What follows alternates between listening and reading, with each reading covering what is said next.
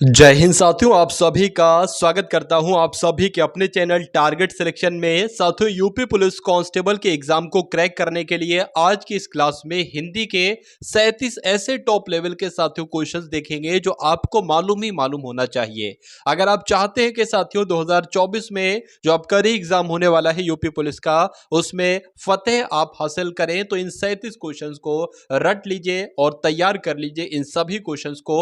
और अगर बात करें इन 37 क्वेश्चंस में से, देखिए कि 37 क्वेश्चन में से कितना टारगेट आपका हो पाता है। अगर साथियों 26 से 27 क्वेश्चन आप बिल्कुल सही कर लेते हैं तो यह माना जाएगा रियल एग्जाम में आपका स्कोर 37/37 का होगा। तो क्लास आपकी शुरू हो चुकी है। बहुत तेजी के साथ आपके सामने से प्रश्न गुजरेंगे। पहला प्रश्न आपकी स्क्रीन पर है, बताइए इसका सही जवाब क्या होगा। कि घाट घाट का पानी पीने का मतलब क्या होता है? बहुत अनुभवी होना इसका मतलब होता है। अगर आपने भी ऑप्शन नंबर ए का चयन किया है तो बिल्कुल सही किया है। गरल का विलोम क्या होता है साथियों, आपसे पूछा जा रहा है। देखिए और बताइए सही जवाब आपका क्या होगा। तो आप लोग ध्यान रखेंगे, गरल का विलोम क्या होता है साथियों? सुधा होता है। आंसर आपका ए के साथ। उसके बाद देखिए इनमें से साथियों 4 शब्द आपके सामने, आपको बताना है शमशान कैसे लिखा जाता है। तो जैसे साथियों ऑप्शन नंबर सी में लिखा हुआ है ना, शमशान इस प्रकार से लिखा जाता है। आंसर आपका सी के साथ। उसके बाद देखिए इनमें से साथियों एक भाववाचक संज्ञा है, उस भाववाचक संज्ञा का आपको चयन करना है। तो भाववाचक संज्ञा की अगर बात करें, यानी कि सौंदर्य शब्द में क्या है, एक भाव है, तो यह शब्द आपका भाववाचक संज्ञा का उदाहरण होगा। अब यहां पर देखिए साथियों, इसको देखने से ही आपको, इसको पढ़ने से ही आपको मालूम पड़ जाएगा कि इसमें रौद्र रस है, भयानक रस है। साथियों कौन सा रस है? देखिए तो यहां पर लिखा हुआ है हाहाकार हुआ। अब हाहाकार शब्द यहां पर आया है और क्रंदन में कठिन वज्र होते हैं, चूर हुए दिगंत, बधिर भीषण राव बार बार होता था क्रूर। तो कुल मिला के हाहाकार और क्रूर शब्द आया है। तो बच्चा बच्चा भी बता देगा इसमें कौन सा रस होगा, इसमें भयानक रस होगा, इसलिए राइट आंसर आपका जाएगा बी के साथ। अब उसके बाद देखिए जूते चाटने का मतलब क्या होता है? तो खुशामद करना किसी की, कह सकते हैं जूते चाटने का मतलब हो जाएगा। इनमें से मिश्र वाक्य साथियों कौन सा है बताइए। तो मैं आपको बता चुका हूं कि अगर किसी भी वाक्य में आपको साथियों क्यों के दिख जाए, क्या दिख जाए, क्यों के दिख जाए या के दिख जाए, तो वो आपका मिश्र वाक्य का ही उदाहरण होता है। यह सब मेरी अनुपस्थिति में हुआ है, नहीं। वह धनी है पर लोग ऐसा नहीं समझते, ये भी नहीं होगा। वह दंड से बचना चाहता था इसलिए भाग गया, नहीं। वह आशा है कि वह 2-4 दिन में आ जाए, यानी कि यहां पर क्या आ गया है, के आ गया है। और मैंने आपको बताया था कि अगर के आ जाए या क्यों के आ जाए तो वो मिश्र वाक्य ही होता है। सर अगर बात करें साथियों, यहां पर वाक्य गलत है, एक वाक्य इसमें से गलत है, वो आपको बताना है कौन सा है।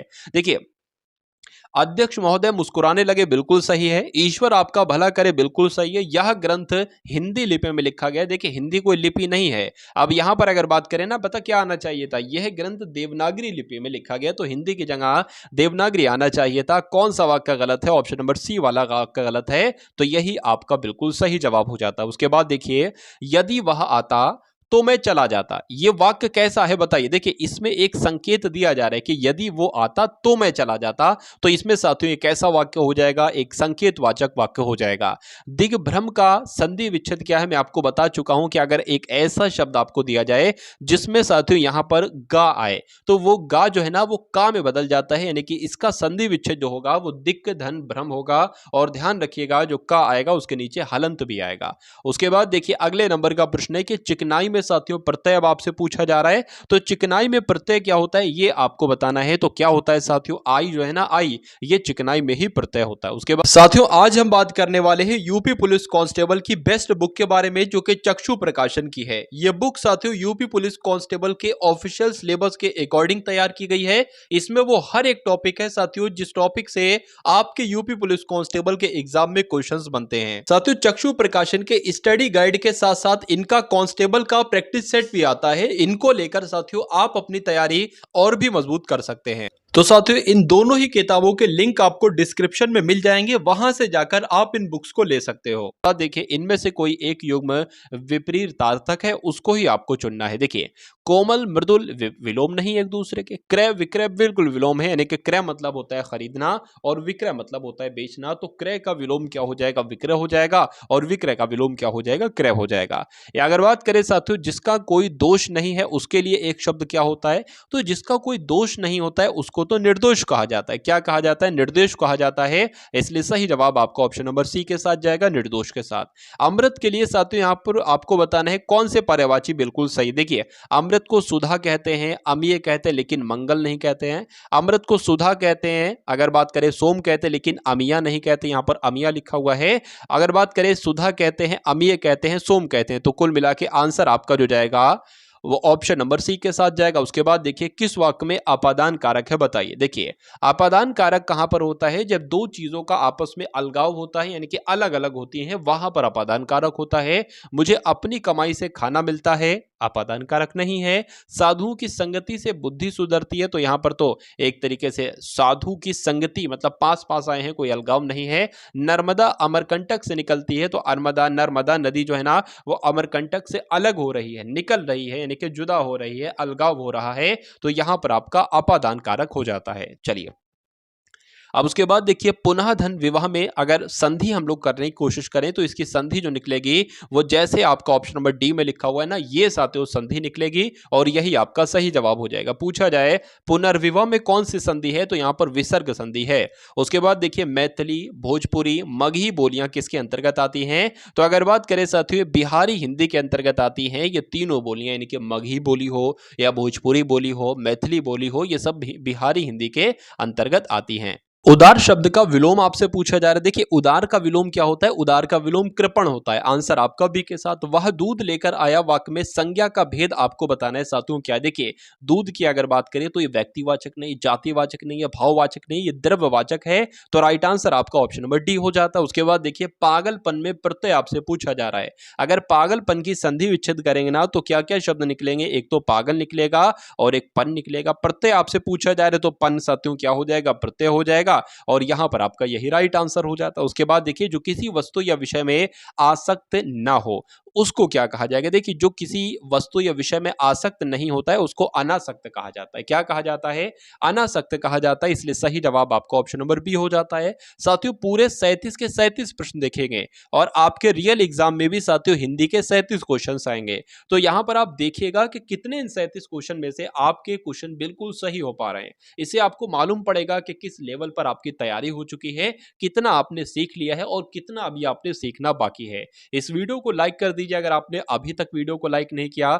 चैनल को सब्सक्राइब करके बेल आइकन पर क्लिक कर दीजिए साथियों। अगर आपने चैनल पर अभी सब्सक्राइब नहीं किया है तो चैनल पर भी सब्सक्राइब कर लीजिए।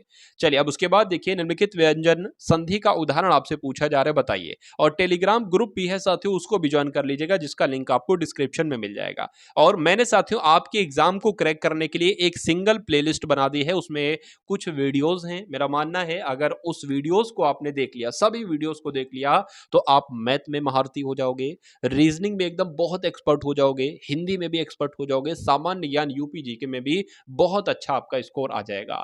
तो मेरा मानना है साथियों, अगर डेली एक वीडियो को देखिएगा, डेली एक वीडियो लगभग 1 घंटे की आपकी होगी, तो एक वीडियो को भी देखते हैं तो लगभग 10 से 12 दिन में वो पूरी प्लेलिस्ट खत्म हो जाएगी। तो साथियों, आपका एग्जाम उस प्लेलिस्ट की मदद से बहुत आसानी से क्रैक हो सकता है। तो साथियों, डिस्क्रिप्शन में उस पूरी प्लेलिस्ट का मैंने लिंक दे दिया है, यूपी पुलिस प्लेलिस्ट करके वो लिंक होगी, देखिएगा।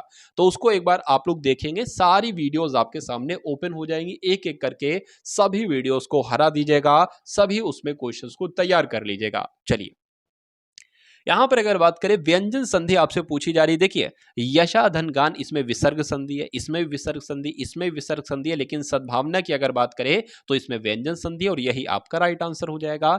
गजट शब्द क्या है? देखिए, गजट शब्द की अगर बात करें, बहुत बार आपने देखा होगा इस प्रकार से लिखा हुआ गजट शब्द, तो ये तो एक इंग्लिश का शब्द है, अंग्रेजी भाषा का शब्द है। तो गैसा शब्द है साथियों, ये एक विदेशी शब्द है, इसलिए राइट आंसर आपका डी के साथ जाएगा। चलिए, अब उसके बाद देखिए, अगले नंबर का प्रश्न आपके स्क्रीन पर है कि दीपावली शब्द का संधि विच्छेद क्या होगा। अब दीपावली की अगर बात करें, कहीं कहीं पर मैंने दीप धन आवली भी देखा है और कहीं कहीं पर मैंने दीप धन अवली भी देखा है। तो दोनों ही ऑप्शन मैं आपके सामने ले आया, लेकिन एग्जाम में कोई एक ऑप्शन आपके सामने होगा। तो कुल मिला के आंसर आपका अगर जो जाना चाहिए वो ऑप्शन नंबर डी के साथ साथियों ज्यादा जाना चाहिए। गृह प्रवेश में कौन सा कारक है? देखिए, गृह में प्रवेश होना चाहिए, ठीक है ना। और जहां पर भी में आ जाए, जहां पर भी पेड़ आ जाए, तो वहां पर भाई साथियों अधिकरण तत्पुरुष का आप लोग ध्यान रखेंगे, अधिकरण तत्पुरुष होता है। तो ग्रह में ग्रह में प्रवेश कह लो या ग्रह प्रवेश कह लो, कौन सा कारक है? तो अधिकरण कारक है। एक तरीके से आपका right answer option number A हो जाता है। बनारस शब्द का तत्सम साथियों क्या होगा बताइए। देखिए बनारस एक आपका तद्भव शब्द है, इसके तत्सम की अगर बात करें तो वाराणसी हो जाएगा। उसके बाद देखिए सही वर्तनी वाले शब्द को देखिए, तो कुल मिला के सहानुभूति जो ऑप्शन नंबर ए में लिखा हुआ है इसकी वर्तनी बिल्कुल सही है। इनमें से विकल्पों में से शुद्ध वाक्य का चयन कीजिए। तो शुद्ध वाक्य की अगर बात करें, एक फूलों की माला आइए, आइए मतलब फूलों की माला से आइए गलत हो जाएगा। ये एक यहां पर अंत में आ गया, गलत हो जाएगा। फूलों की एक माला ले आइए, ये आपका बिल्कुल सही हो जाएगा। आंसर आपका सी के साथ जाएगा। जातिवाचक संज्ञा बताइए साथियों उसमें कौन सा है। देखिए मनुष्य की अगर बात करें ना, तो मनुष्य है, आदमी है, औरत है, बालक है, बालिका है, लड़का है, लड़की, ये सब जातिवाचक संज्ञा की श्रेणी में आते हैं। पंक्ति शब्द का तद्भव क्या होगा? तो पांत जो होगा ना, पांत ये पंक्ति शब्द का तत्सम होगा, सॉरी तद्भव होगा। उसके बाद देखिए अगला नंबर का प्रश्न है कि शुद्ध शब्द आपको बताना है कौन सा है। तो जो कोमलांगी है ना, कोमलांगी, ये आपका कैसा शब्द है साथियों? ये शुद्ध शब्द है। आंसर आपका सी के साथ। प्रत्यक्ष में उपसर्ग बताइए। तो प्रत्यक्ष की अगर बात करें, उपसर्ग जो निकलेगा वो प्रति निकलेगा। आंसर आपका बी के साथ। उसके बाद देखिए ज्ञा वर्ण किन वर्णों के सहयोग से बना है? तो जा धन उआ से मिला है साथियों। आंसर आपका बी हो जाता है। इनमें से तत्सम शब्द बताइए साथियों। तो जो राशि है ना, कुल मिला के राशि, ये आपका एक तत्सम शब्द हो जाएगा। आंसर आपका ए के साथ जाएगा। अर्थ के आधार पर वह विद्यालय नहीं जाएगा किस प्रकार का वाक्य है? किसी भी वाक्य में अगर नहीं आ जाए तो वो आपका निषेधवाचक वाक्य होगा। पगड़ी उछालना मतलब क्या होता है साथियों? किसी की बेइज्जती करना, किसी का अपमान करना, मैं कह सकता हूं पगड़ी उछालना कहलाया जाता है। निम्नलिखित वाक्यों में से संदेहवाचक वाक्य का चयन कीजिए, बताइए। परोपकार ही मानवता है। अब तक सब तैयारी हो चुकी होगी। ये मेरी बात मानो और दिल लगाकर पढ़ो। स्वार्थी व्यक्ति को मित्र नहीं बनाना चाहिए। मेरा मानना है साथियों, अब तक सब तैयारी हो चुकी होगी, इसमें एक संदेह है, तो ये आपका संदेहवाचक वाक्य हो जाएगा। तो कुल मिला के ये 37 क्वेश्चंस थे। इसमें से कितने क्वेश्चंस आपने किए एक बार कमेंट सेक्शन में अवश्य बताइएगा। और वो पूरी प्लेलिस्ट साथियों डिस्क्रिप्शन में उसका लिंक दे दिया गया, वहां जाकर जाकर हर एक वीडियोस को जरूर देखिएगा। चैनल पर नए हैं तो तुरंत चैनल को सब्सक्राइब कीजिएगा। मिलते हैं हम सभी लोग आने वाली वीडियो में। जय हिंद साथियों।